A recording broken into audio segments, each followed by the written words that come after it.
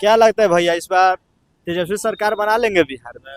देखिए तेजस्वी और भी लोग चेहरे हैं ना, हाँ। सिर्फ तेजस्वी थोड़ी चेहरे हैं। तो चिराग पासवान जी अभी हैं और नीतीश कुमार। कौन? चिराग? मोदी जी के हनुमान? हाँ, मोदी जी का हनुमान। अच्छा, हाँ। क्या कहे थे डिप्टी सीएम? हाँ। कि अब अभी नेता नहीं, हाँ। नेता सीएम होगा। तो चिराग पासवान का तो नाम ही नहीं लीजिए। हम्म। मोदी का हनुमान जरूर है, हम्म। लेकिन उनका नाम ही नहीं लीजिए, क्योंकि उन्हीं की ओर से कहा जाता है कि अभी नेता नहीं, नेता सीएम होगा। तो पहले उनका नाम कट जाता है। वो तो विजय कुमार सिन्हा जी कहा था ना। अरे भाजपा के दिग्गज नेता है विजय कुमार सिन्हा। आप उनकी डिप्टी बात- सीएम है। हाँ, डिप्टी सीएम के साथ दिग्गज दिग्गज नेता है भाजपा के, समझे। बार बार विधानसभा जीत के आते हैं, समझ रहे हैं उनकी बातों को आप। जब वो कह रहे हैं तो समझिए क्लियर है कि चिराग जी मुख्यमंत्री नहीं बनेंगे। नहीं हो सकते हैं। जब विजय कुमार सिन्हा कह दिया तो चिराग जी संभव नहीं है, तो समझे। चिराग जी तो कभी तो रहे कि उनका पार्टी के लोग के अकेले चुनाव लड़ेंगे चिराग जी इस बार 243 सीट पे। कौन? चिराग जी।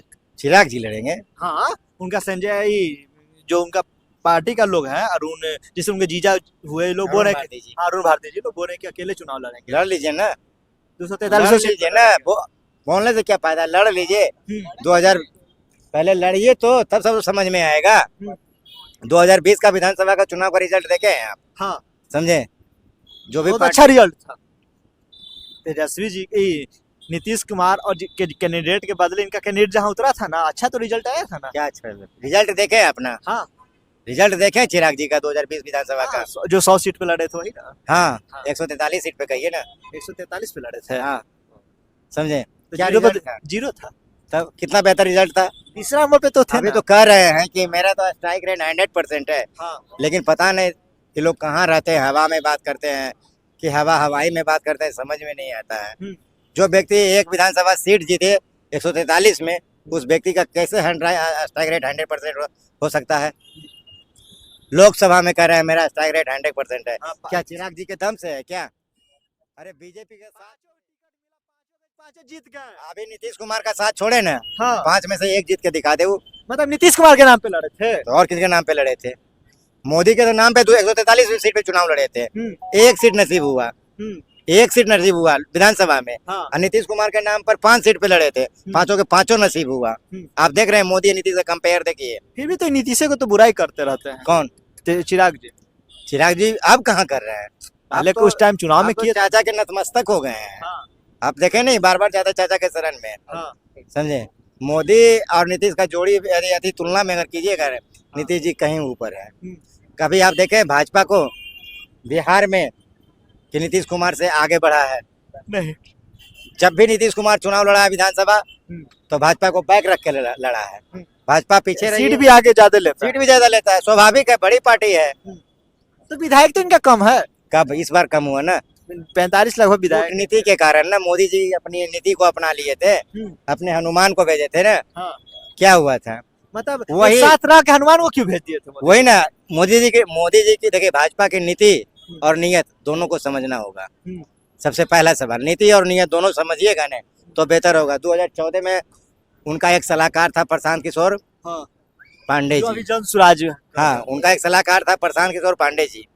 उन्हीं का नारा दिया हुआ था 15 लाख खाते में आएंगे, काला धन आएगा, 2 करोड़ नौकरी मिलेगा। क्या भाजपा का ये सब वादा पूरा हुआ? नहीं, वादा तो पूरा नहीं हुआ। लगता है आपको हो जाएगा? अब तो नहीं बता सकते। अब तो हो ही नहीं। दूसरा टर्नओवर बीत चुका है, तीसरा टर्नओवर में चल दिए हैं। अब आपको लगता है कि संभव है? नहीं, संभव तो अब नहीं। अच्छे दिन आए हैं किसी का? तो बोलते कि अच्छे दिन आए हैं। पूर्णिया में एयरपोर्ट बन गया, अब क्या चाहिए?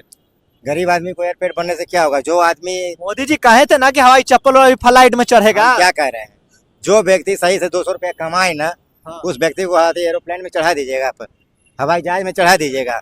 जो अपने पेट के लिए खाना खाएगा कि पहले हवाई जहाज में चढ़ेगा। कौन गरीब लगता है कि आपको एरोप्लेन में चढ़ेगा? ना, गरीब तो नहीं चढ़ता, पर मोदी जी संभव बात है। तो करते हैं ना गरीब चढ़ेगा फ्लाइट में। अरे मिस्टेक से कर दिए बात गरीब का कि गरीब लोग चढ़ेगा, समझे। क्या वो गरीब आपको लगता है फ्लाइट पे चढ़ता है? एक भी गरीब का नाम बता दीजिए आप। एक भी नहीं भैया। एक भी गरीब नहीं चढ़ता है। जो भी चढ़ता है मिडिल क्लास के लोग चढ़ते हैं।